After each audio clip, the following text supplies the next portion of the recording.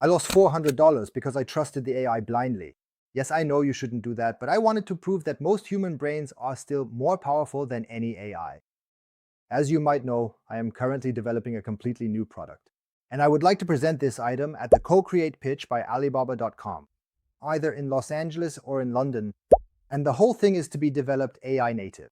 That means the AI is supposed to carry out every single step. From the product idea to the specification, calculation, target group analysis, and right up to the prototype. And that is exactly where the problem arose. Because the first time the AI really had to physically deliver, that's when the problem occurred. So take a look here. I am currently in Accio.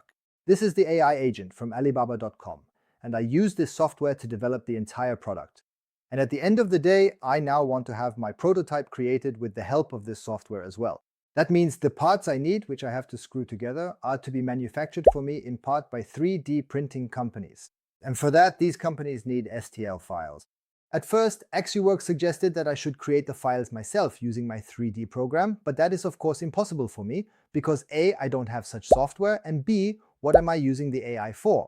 And the whole development process is supposed to be AI native. That means I simply asked Accio here if he could create the files for me, and that worked relatively quickly too. The files were then also created quickly. I had a few more questions here via screenshot about which material I should choose. And here I got the corresponding information. So here we have one of the finished files that Accio provided to me. I can also rotate this nicely here on my Mac and take a look at all the sides. It looked really valid to me, and I immediately placed an order with a 3D printing shop. It's a Polish company that can produce such 3D items for you with a printer. And there were 3 different items. One was a pen, and then we have 2 more shapes here. And if we take a look at this now, these are the shapes that you just saw on the screen. And it looks exactly like that. So Xometry did an excellent job. The products are very precise, they also fit together, just as they should, you know? It's all very nice. I have to get it apart again. So, and then we have this pin here again, which belongs in here. That also fits together perfectly. The dimensions work. The problem is that some things are missing here. Specifically, a thread is missing up here. The AI simply forgot to output that for me. But then the 3D model doesn't correspond to what the function is supposed to provide. So, as I said, there should actually be an external thread here and an internal thread here. And neither is present, and this sliding pin should actually even have a hole in the middle. There's a small hole indicated at the front, yes, but the outlet, or in this case the inlet, is missing at the back. That means this prototype here is completely unsuitable for what I want to use it for. So the AI actually gave me the wrong data. And if I'm being completely honest, I knew that beforehand because I obviously looked at the files, but I wanted to show you exactly that if you rely 100% on AI for product development, you're going to have a problem.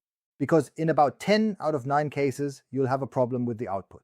And to make matters worse, when I dove a bit deeper into the topic and asked the AI why these errors had appeared in the first place, it suddenly suggested a completely different solution where I don't even need to have a prototype printed, but can assemble the item myself using standard products from the hardware store, or in this case from Amazon, and not out of plastic but out of metal. Because in the final version later on, it actually has to be made of metal.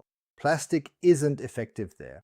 And then, after I asked some more uncomfortable questions, the AI actually explained to me that the product I wanted to have ordered, or rather the prototype, couldn't be generated from a 3D printer at all, because it will never be possible to cut a thread into it.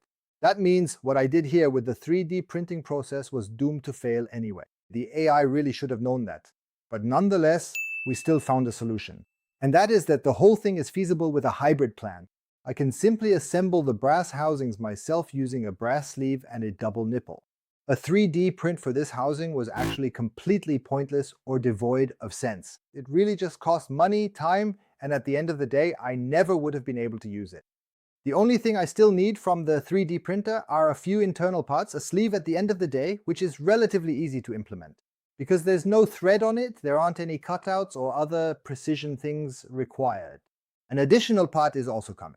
However, I'm not getting that from the 3D printer, but from my trusted supplier, specifically from China. So at the end of the day, what I've found out and what is really an eye-opener for me, a 100% AI native approach works.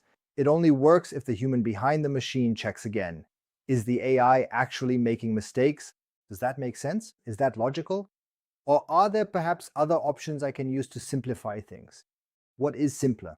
What is more practical? What is faster? What is more sustainable? The AI takes the first solution approach and follows it through to the end. And if it eventually realizes that it's not working, then it's usually too late, or you've already noticed it and can then change the process again. But unfortunately, the AI doesn't figure that out on its own yet. Product development is, of course, partly in the hands of AI, but only under the monitoring of a real human being.